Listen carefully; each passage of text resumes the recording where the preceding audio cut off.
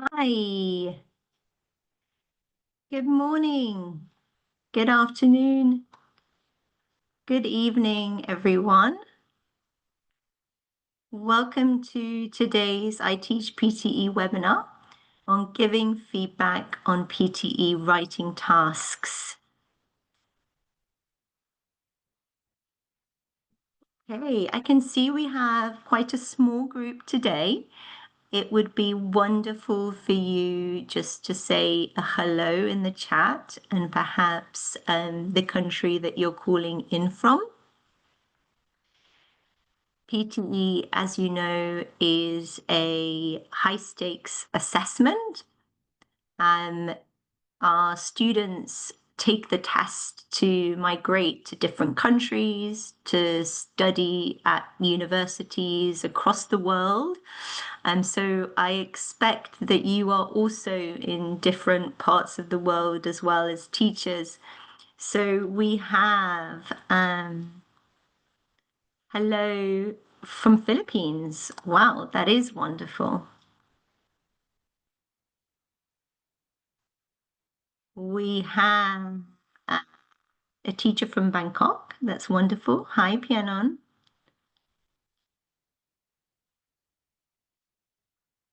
Who else do we have here? Great. Okay, so the numbers are increasing slowly. That's really good. Wonderful. Well, whether you are a long-standing PTE teacher or perhaps you're quite new to the Pearson Test of English, I hope that there will be something for everyone in today's webinar. I'll just touch on a few housekeeping things before we start. So as you can see, the chat is open. Feel free to send a message to everyone or just to me if you want to keep it private, but I'm going to be monitoring that chat live.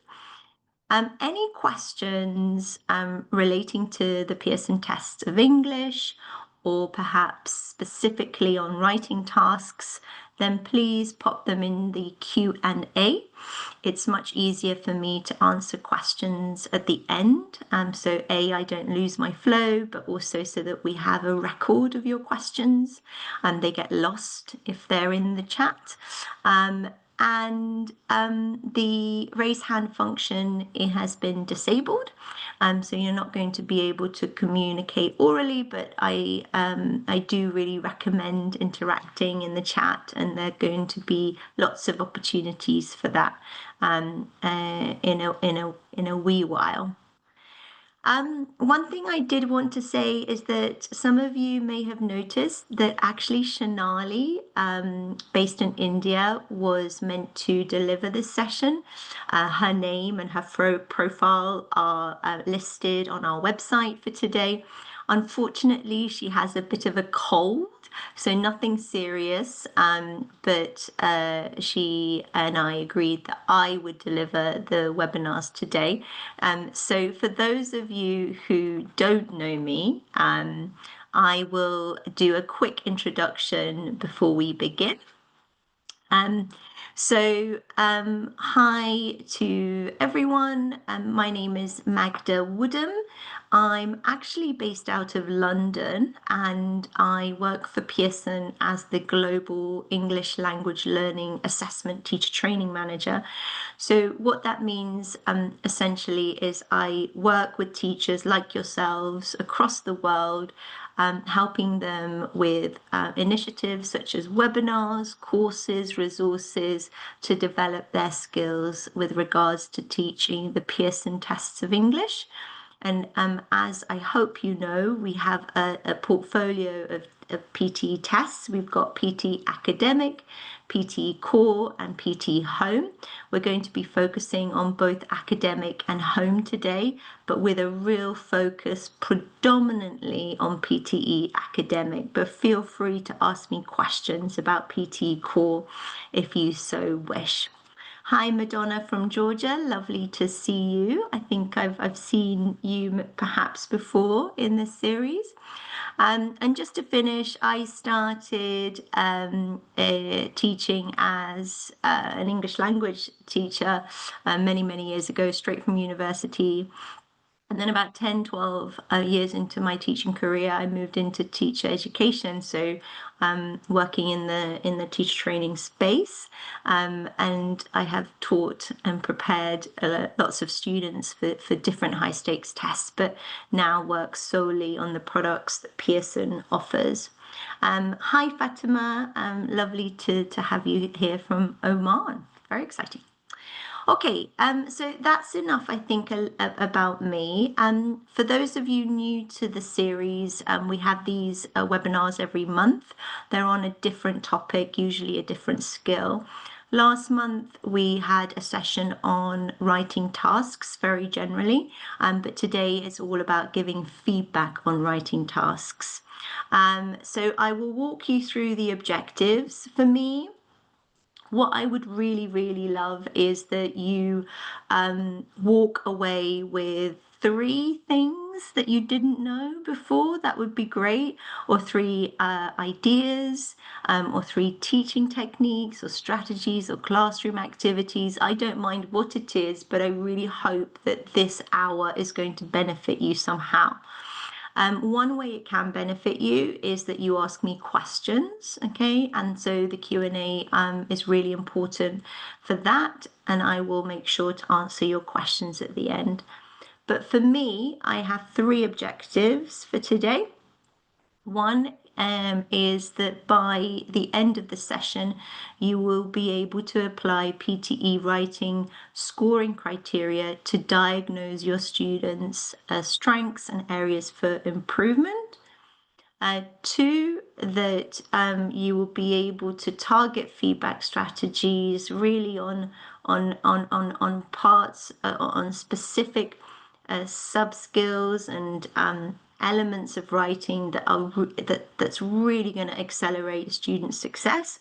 And then 3, implement writing specific classroom activities. So I want to talk a little bit about the types of activities that you do to accelerate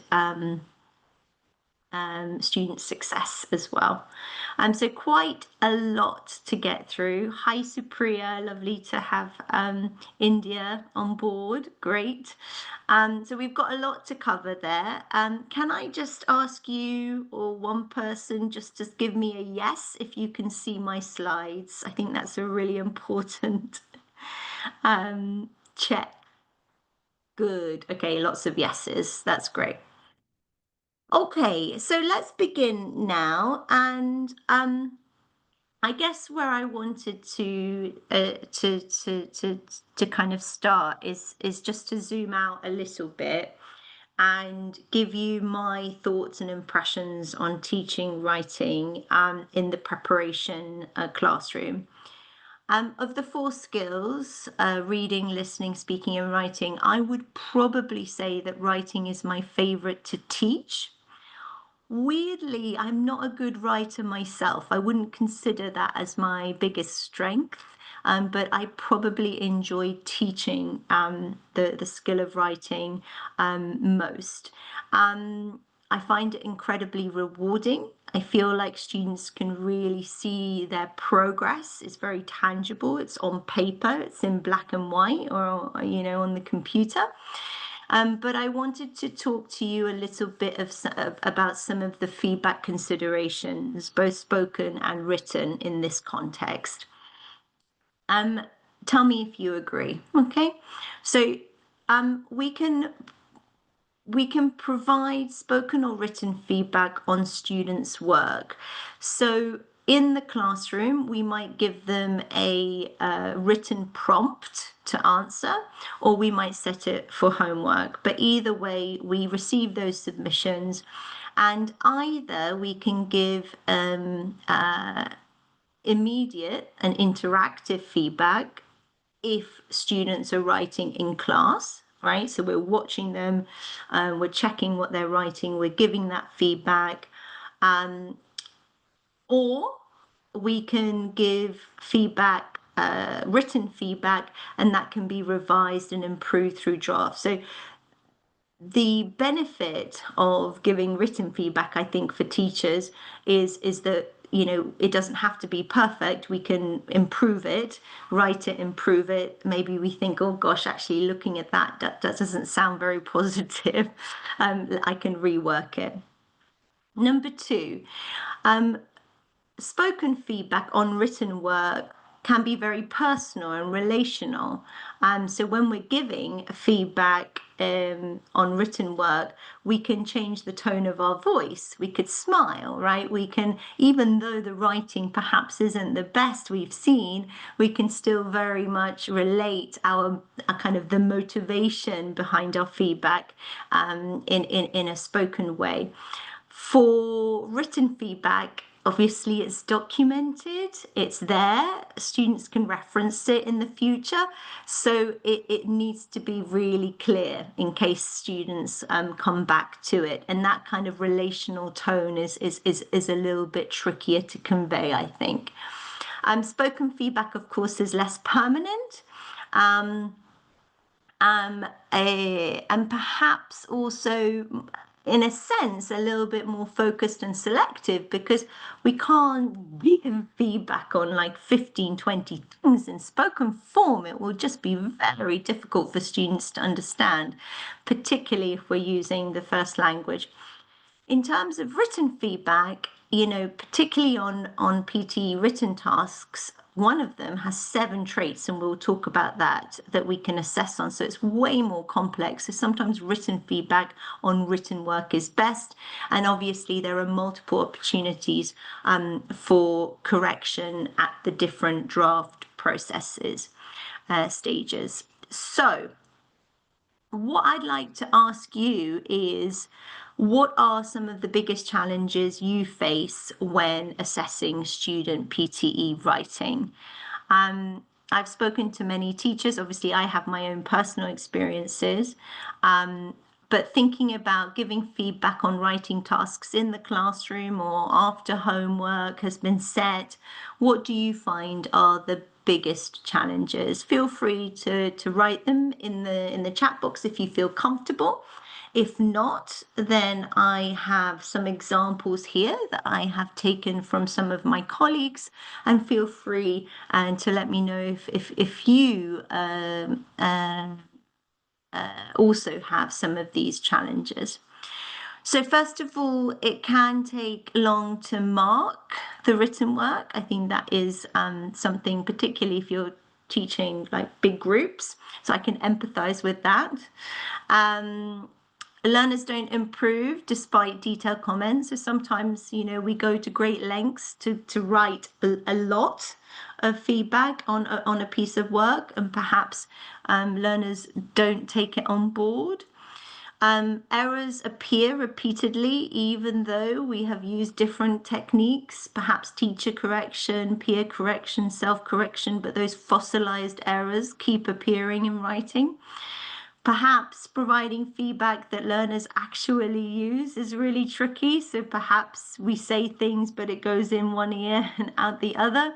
And then balancing feedback across different learner levels. So perhaps, you know, sometimes I struggle with, you know, how is it best to present this feedback for a low-level student versus an advanced student? Okay, so good. I can see that some of you are identifying with these. I mean, these are certainly some of my experience. Difficult to draw their attention to redo the work. Okay, that's interesting. It is really interesting, because obviously we understand that going through the, you know, kind of improving a piece of writing based on feedback is really important. But I guess students need to have that motivation to kind of rewrite it and see what the benefit is to that. Okay, so look, I appreciate that there are some challenges, but I think quite simply, what does it mean for us to be really good teachers in the Pearson Test of English context? Well, I think we need to really understand the various question types. I think we need to understand what is being asked of students, okay, so what they have to do in the test with regards to all the writing questions. And then I think we need to be able to understand the scoring criteria, particularly for open-ended writing tasks, to be able to provide that strategic and actionable feedback. And we're going to talk about both of those things today in the webinar. And then finally, I do think we need to teach the sub skills of writing explicitly. I don't think personally it's enough to give them practice after practice after practice after practice. I don't think that is a good use of time. I do think we need to lean in into all of our great English language teaching skills to train learners into being better writers, essentially. And this will not only set them up for success in the test, but of course, when they come to study overseas or when they come to write in a second or third language in English overseas, they will reap the benefits. So some of you will just be starting out on your journey and just beginning to familiarize yourself with the question types. Some of you will be at the kind of more detailed scoring stage, and some of you will be teaching PT for a long time and perhaps honing some of your English language teaching skills because perhaps you came into that a little bit later and started off with PT. So we're all on a different journey. We're all going to get something different from this webinar. But as I say, let's do some kind of key takeaways at the end. Okay, so for those of you who are less familiar, I'm just going to run through some really kind of key scoring elements that we need to make sure we all understand, first of all. This PTE academic score guide for test takers and this PTE core test taker score guide is where all the information in this webinar lives. I won't be sharing the slide deck, we never do, but you can trust me when I say that I have lifted everything from the score guide. These are downloadable from our website. You can also view them live on our website. And if you don't have the links, let me know. I can pop them in the chat for you. But if you Google these two, you will see them. So essentially what I've done is I've taken lots of bits of information around scoring, around the different question types specifically as well, to help you understand the writing section better in both tests. Okay, so right, let's have a look at the far left column. So you'll see a list of all the question types that feed into the overall PT score and also the writing score as well. So we've got summarized spoken text, we've got summarized written text, write essay, write from dictation, write email, reading and writing fill in the blanks, listening fill in the blanks, okay? However, not all question types feature in both tests. So if you look at the second column, I have created an acronym. So PTE Academic is PTE A and PTE Core is PTE C. And you'll notice that for summarized spoken text and summarized written text, you will see that these question types feature in both, but they feed into two skills. Listening and writing for summarized spoken text, and reading and writing for summarized written text. Now, you will see that write essay only feeds into writing. So this is a really, really important open-ended task. And actually it's highlighted in pink because this is the question type we're going to focus on today. That is for PT Academic. For PT Core, the question type is write email. Again, it's an open-ended question type where students, test takers, have to write an email. Fairly self-explanatory, but we're not going to focus on that today. And then write from dictation and the other two feed into multiple skills. And again, that's across academic and core, or academic or core. But they are not open-ended tasks, so much simpler to score, so we won't be focusing on them today. But as I said, all the information is in the score guide if you are new to PTE. So let's have a look at write essay then, okay? Having a look at the table, how many traits are scored within write essay scoring? And traits is actually a new word. When I started working for Pearson, I'd not actually heard of the word traits, but this is what we call the different elements of write essay. So I'm going to read them out for you, and we can count to like 7 in total. So we've got content, we've got form, we've got development, structure and coherence, we've got grammar, we've got general linguistic range, we've got vocabulary range, and we have spelling. Okay, so what I'd like you to do today is just to walk away with an understanding that 7 traits are scored for write essay. Bonus point if you can remember all of them. The order doesn't matter, but it would be great if you could accurately communicate to your students what is being tested, and rather than saying linguistic, general linguistic range, and use the full trait name. Okay, so as I said, we're going to focus on write essay, and I've got a couple of quiz questions. If you're confident enough, and be brave, it's okay if you don't get it right, I'd like you to pop your answers in the chat. Are you ready? So let's just do a quick practice. How many traits are there scored for write essay? Let's see. Okay, great. Love that. Amazing. Okay, so you know what to do. Fantastic. Okay, so the first question, folks, is as follows. Round 1. How many traits of the 7, okay, are scored by both AI and a human expert in write essay? What I would love is the total number, okay, that is scored by both, and also the name of the traits that are scored by AI and a human expert. Okay, Rabina 3, fantastic. You've got the answer. Can you name the 3 traits that are scored both by AI and a human?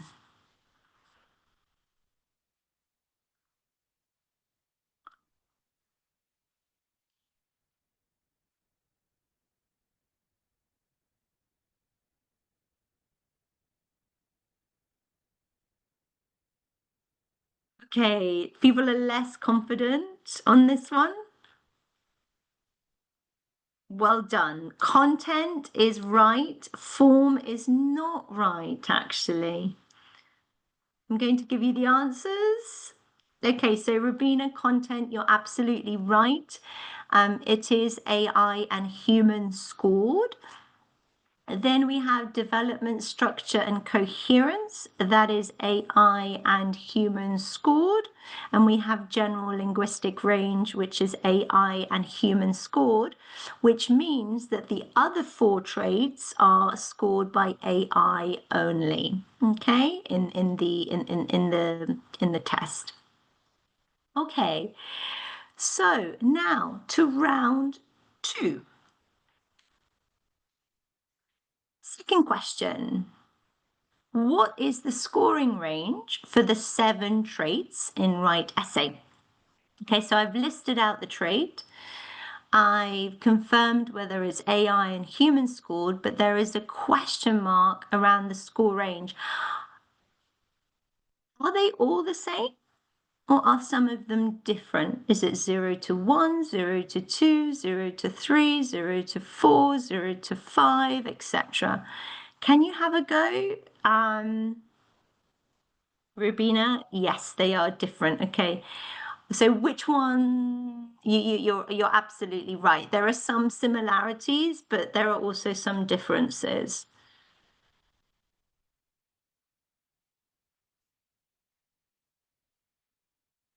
Okay, so let me reveal the answers because I think this is a little tricky. Okay, Rubina, well done. Okay, that's really good. Okay, so it's actually very simple to remember. Okay, let me just give you a little trick that I use. For the three that are AI and human scored, the scale is from 0 to 6. And for the four that are only AI scored, it's 0 to 2, like Tarika and Rubina have just stated. Okay, so again, for AI and humans scored 0 to 6, and for the other four traits, 0 to 2. Well done. Okay, so what have we just covered? We've covered that there are 7 traits scored for a right essay in PT Academic. We now know the number 3 that are AI and human scored, and we also know the ranges for all 7.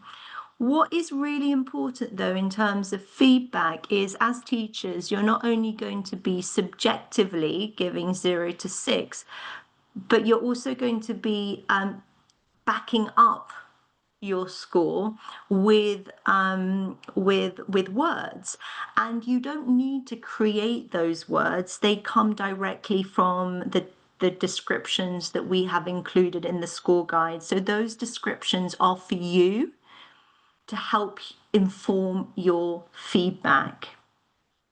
So I appreciate that the text is really small. I don't expect you to read it. We also don't have time. So what I've done is I've just summarized content. So this is 0 to 6 on the rating scale for content only. And essentially, there are 3 key elements. One is that a student needs to fully address the prompt in depth, okay, so cover every single part of the prompt. They need to develop really strong supporting details and or examples, and their writing has to be original, okay, i.e. not memorized, and relevant to the prompt, okay? So it has to be on topic, not off topic. For development, structure, and coherence, and the same applies. The text is really small. We don't have time to read everything. So I have summarized 0 to 6 for you. To get a 6, students need to have a really clear academic structure. Now, of course, when they go to university, they're going to be writing longer essays with a different academic structure. But because of the word limit in PTE and write essay, in PT Academic Write Essay, there is a flexible structure, and I will share that with you in just a moment. There needs to be a systematic argument development. The students need to give their opinion or give their position on the topic, and we'll talk about that in just a moment. There needs to be effective paragraph organization, and there needs to be sophisticated connective devices linking sentences together and structuring that essay.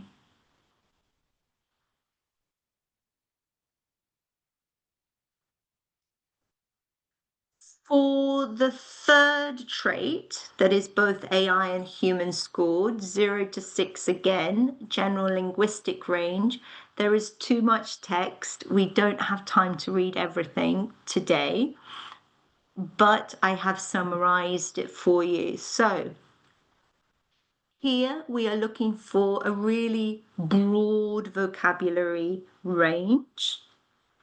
We are looking for students' ability to express complex ideas clearly, so with precision. And we don't want many errors because obviously for a reader, and I'm sure you've experienced this when you're reading a piece of writing and then you kind of stumble, pause because you're not quite fully catching what the student is trying to say. We don't want that. We want these human experts to be able to read and understand what the student is saying. So for the remaining 4 traits, which we said are the ranges from 0 to 2, it is quite straightforward. But let's have a read from left to right, so we are all 100% sure. So for a 2 in form, the length of the essay has to be between 200 and 300 words. And if it is less or more, it does get penalized. Have a look at the 1 and the 0.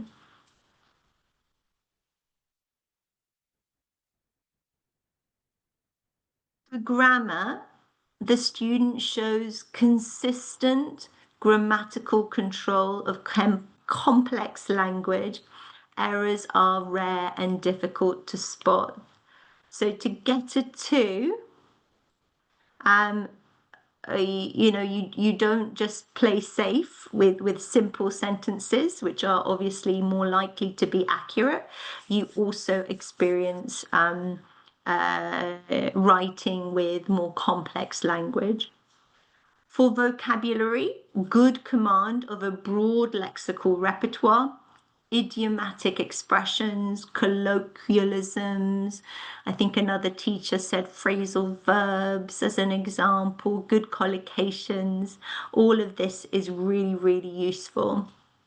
And I think it's quite easy for students to play safe, but really they have a really short window to really show off their English. So as teachers, we have to encourage them to really go for it and not play safe. And then for spelling, again, correct spelling. You may not emphasize spelling very much in the classroom, but I think this is an opportunity for you perhaps to start if you're teaching PTE, because spelling is considered within the marking structure. One question I do have from teachers, I think they all understand grammar. That's no biggie. But the difference between vocabulary and general linguistic range. So I think very simply, I would see it as vocabulary range would be, the weather was very bad or the weather was atrocious. Again, really trying to show the bigger range. And then sometimes we know that we have, for example, collocations which go together and then words which don't go together. And again, that range is really important to be accurate with that. So we've got really basic examples here, but I will do my homework. We know that's okay, but complete my homework is a really good way of saying it. Do exercise is fine. Do dinner is not fine, right? We need to prepare the dinner. So again, range and accuracy are the key things to remember. Okay, so I think that's the end of this section. So what I wanted for you to take away here is the fact that multiple question types feed into the writing skill. We know that. Okay.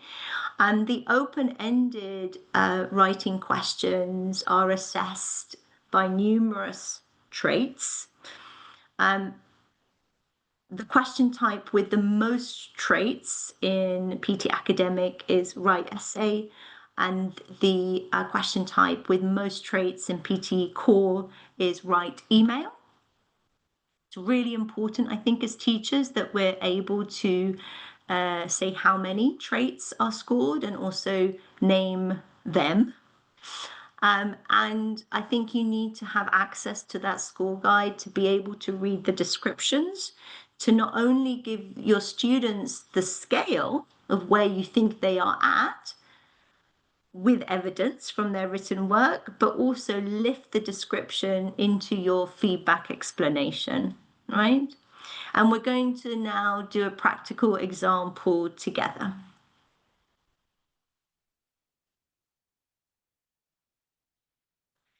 So let's have a look at a question type from, I'm sorry, of a question from the write essay question type. Okay, so I've chosen quite a nice one for us. And have a read of this.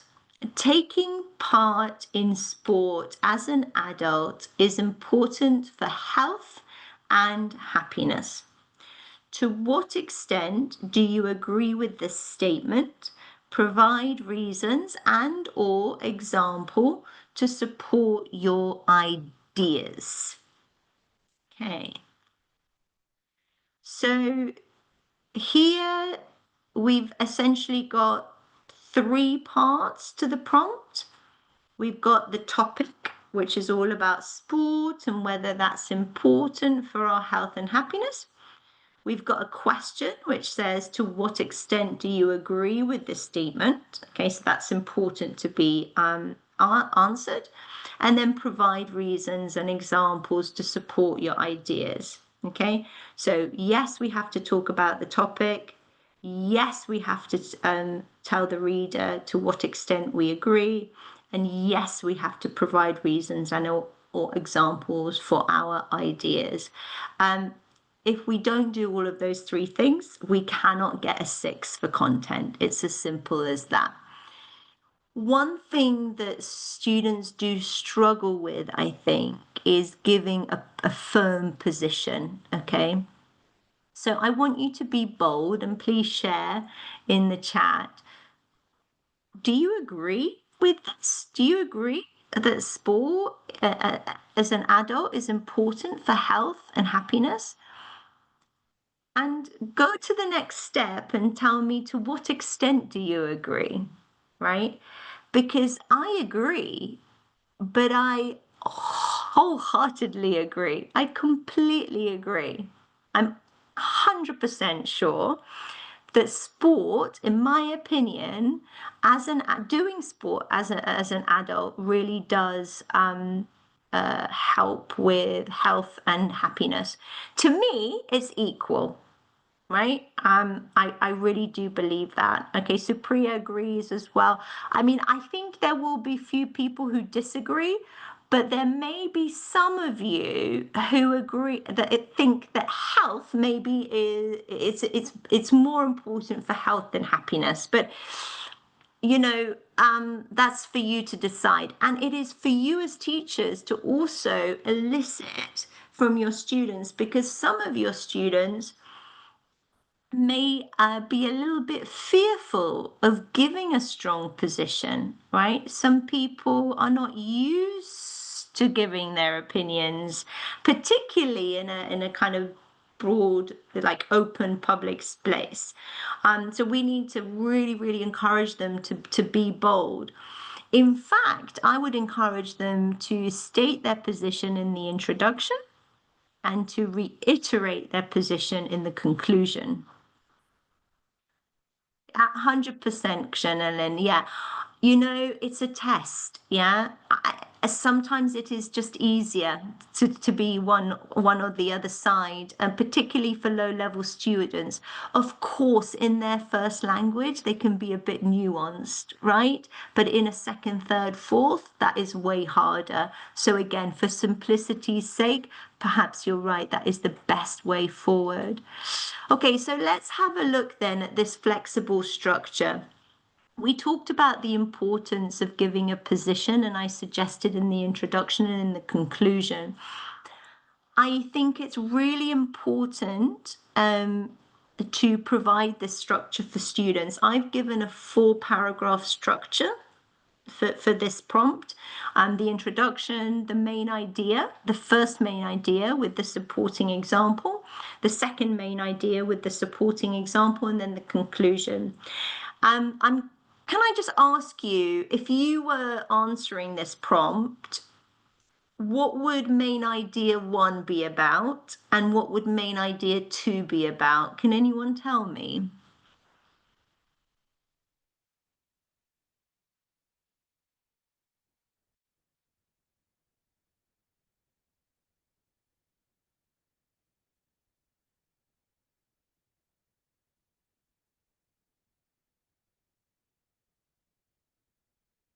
Yeah, 100%, Mutlu. So my main idea 1 would be around health, okay, and then my main idea 2 would be around happiness. And I would start with the main idea, positives around health, with supporting details and examples, and then main idea 2, the same but for happiness. Yeah, absolutely, well done. Okay, so I'm going to show you a student response, and I would like you to read it slowly. I'm going to give you 45 seconds to 1 minute to read this. So there's going to be quiet time, but please do read every word if you can. If you're looking on your mobile phone, it might be a bit tricky. Your job is to tell me whether you would give this a 5 or a 6 for content and why. Okay, let me repeat that. Will you give a 5 or a 6 for content and why? Okay, 1 minute starting from now.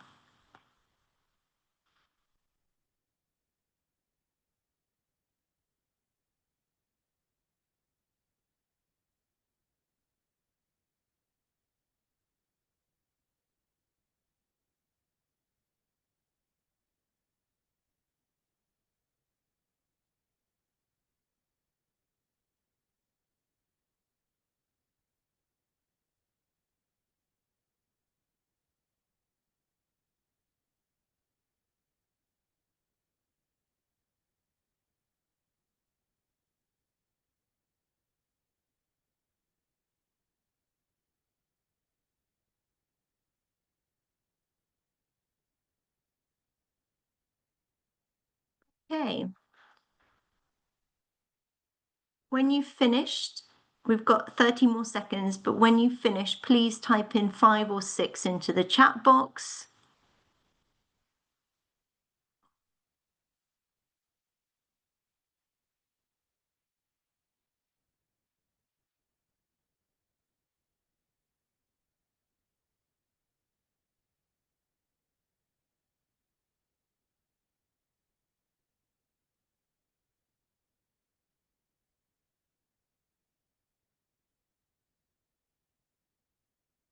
Thanks, both of you. Thanks, Tarika. Thanks, Rubina.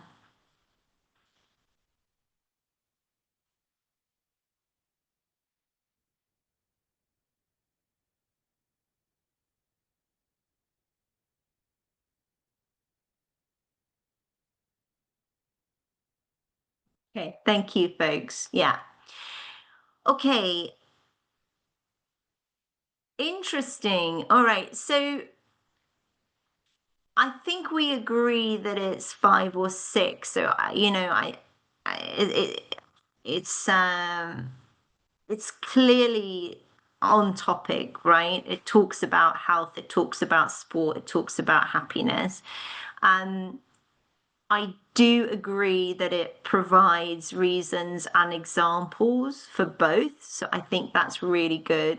I think the only thing that is missing for it to have to warrant a 5 is I don't think the position is clear enough, and I don't think they have expanded fully on the extent of agreement for both health and happiness.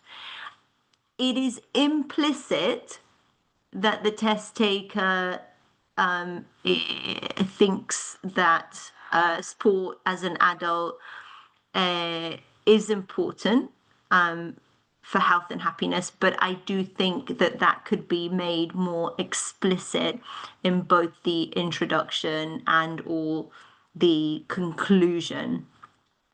So I think the essay adequately addresses the prompt, okay, but I don't think it fully addresses the prompt, and that would be my explanation for the student.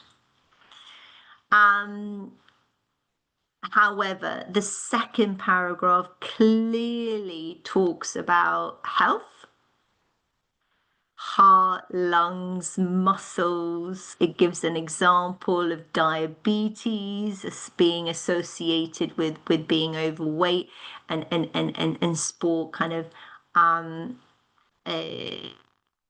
taking part in sports is also a fun way to reduce the chances of getting illnesses such as diabetes. And then the third paragraph is talking about happiness. And I think that the mental side as well as the physical is really important. And actually, it gives this example of developing a social life, right? Because obviously, a lot of team sports kind of build that sense of community. Yes, Kshenkalin, I would like to see you tell your students to be explicit in that. Yeah, I strongly agree that taking part in sport as an adult is equally important for health as it is for happiness. And then perhaps paraphrase that in the conclusion. Okay, good. All right, so we've looked at content and we're pretty happy with it. Okay.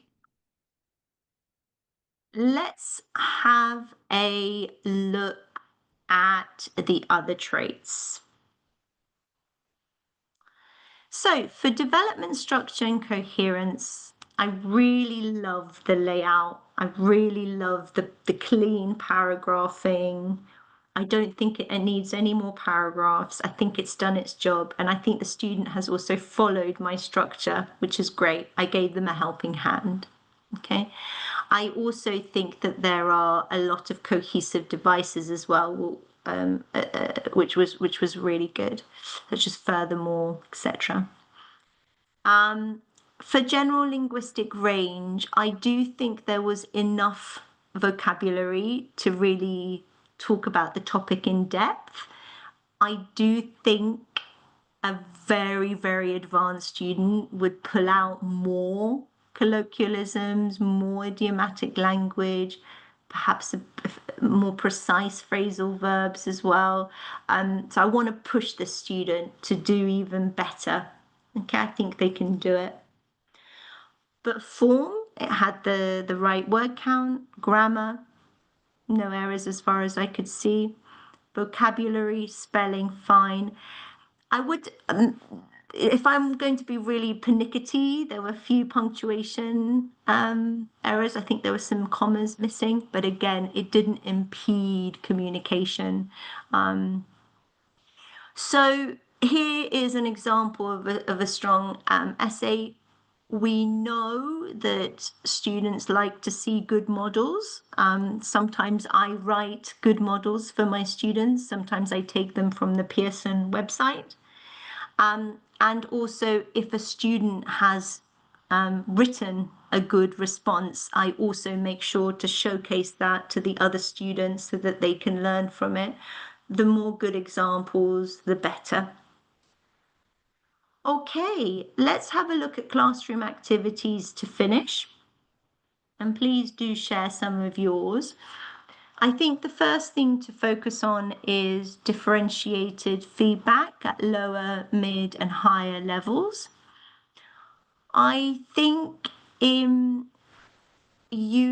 can use our rating scale in class. Some of you might say it's a 5, some of you might say it's a 6, but you're pretty much standardized.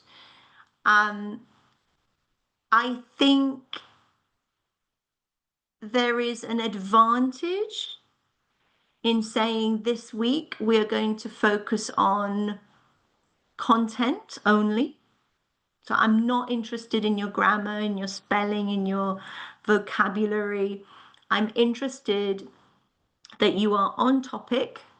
I'm interested that you give a really clear position to what extent do you agree, and that you give supporting details and examples. That is the focus of this writing task. Okay, and so then that really gives you that limited. You don't have to write endless feedback. You just give that very targeted feedback. Okay.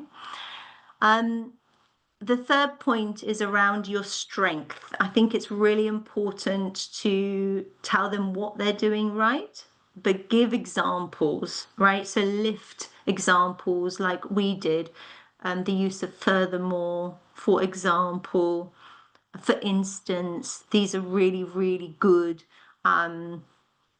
phrases. You must use them in future essays as well.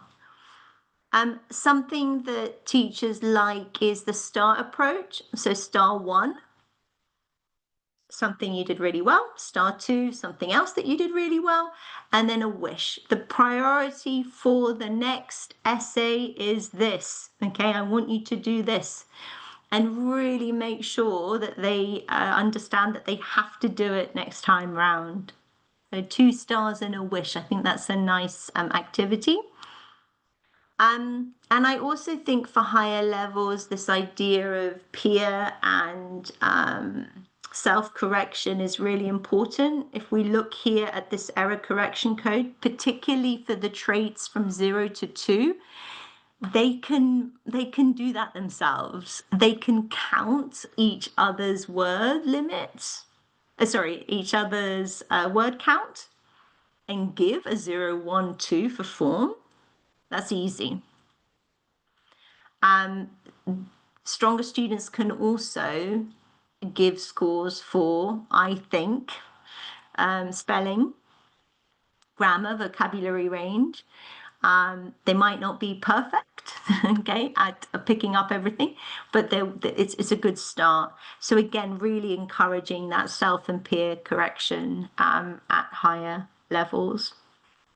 So just to summarize then, obviously we haven't had too long, only an hour to talk through some things, but I wanted to really reiterate the importance of perhaps a feedback goal before the students write. So just emphasizing we're going to focus on content this week, or we're going to focus on development structure and coherence this week.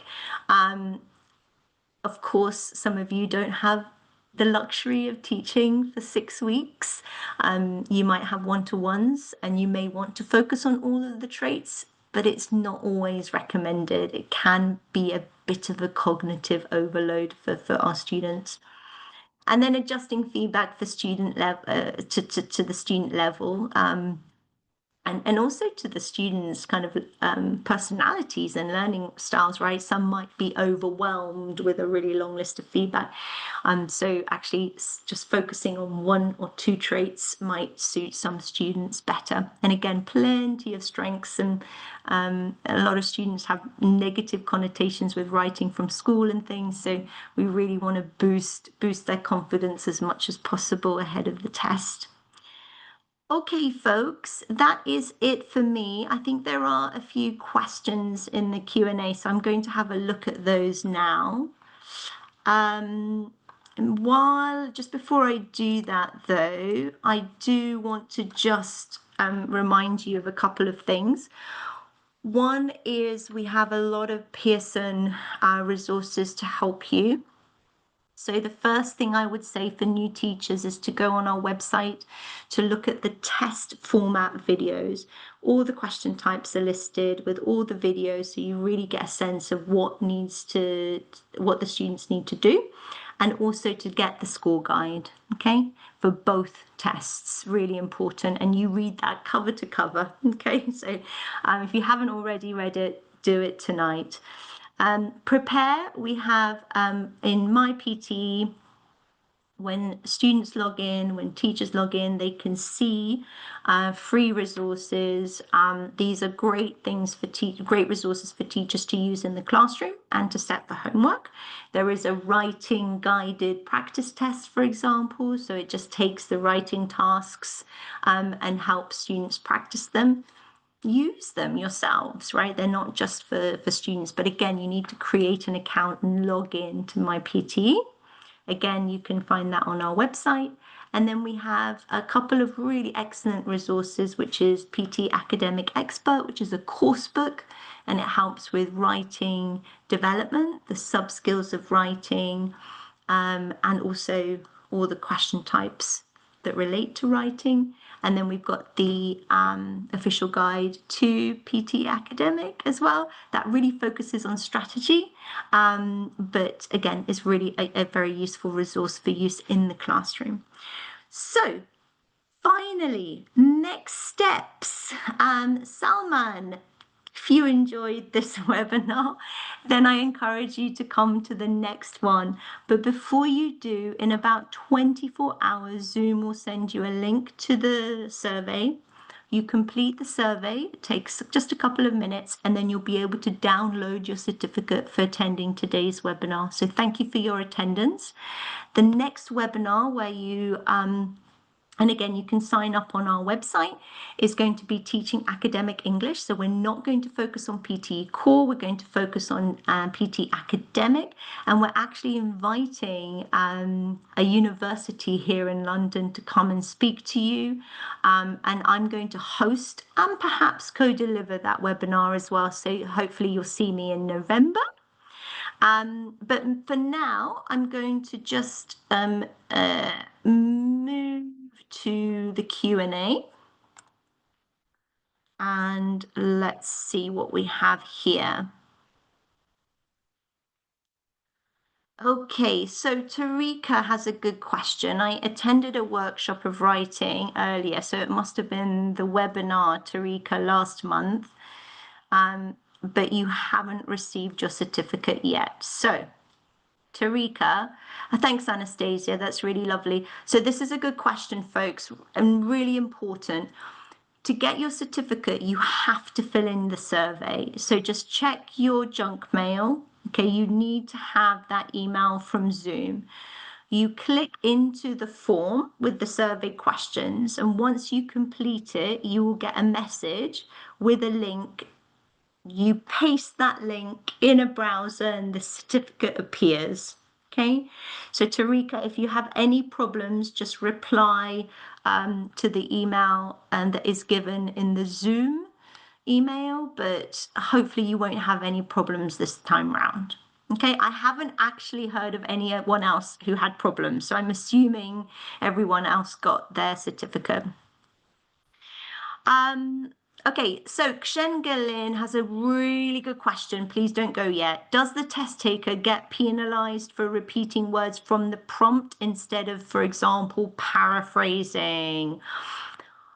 No, honestly, I would use the word health, and I would use the word happiness, and I would use the word sport. It's okay. Yeah. There's plenty of other words. You know, you've got a big word limit. So there's other opportunities to showcase your wide, broad range. Okay. I wouldn't be afraid to use health, happiness. In fact, if you don't, it might confuse the reader and they have to think, oh my God, what are they saying? What word are they trying to paraphrase? So I wouldn't be afraid to use those. A good question around punctuation. Where does punctuation fall under? Actually, it's not explicitly stated, right? Have a look and check, but it's not explicitly stated. For me, punctuation forms part of a complex sentence. So one way of writing a complex sentence is, we know, defining and non-defining relative clauses. Non-defining always need those commas, right? So again, really, really important to kind of teach that when you're teaching that specific grammar point, and that can feed into the accuracy of the grammar. Okay. So that's it from me. We're 1 minute away. You've been a really small group, but you've really participated a huge amount. So thank you for being so chatty in the chat and contributing. It really helps me as well.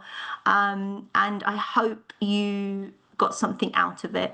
Remember, just identify 3 things that you learned from today. And if possible, tell your friend, your partner, your dog, your cat what they are, because that repetition is really going to help you kind of solidify and remember what you learned today. So what are 3 takeaways from this webinar? Tell your dog, tell your cat, tell your fish, and hopefully you will keep that forever with you. Have a good afternoon, have a good evening, and I will see you next month for another webinar. Bye, everyone. Thank you.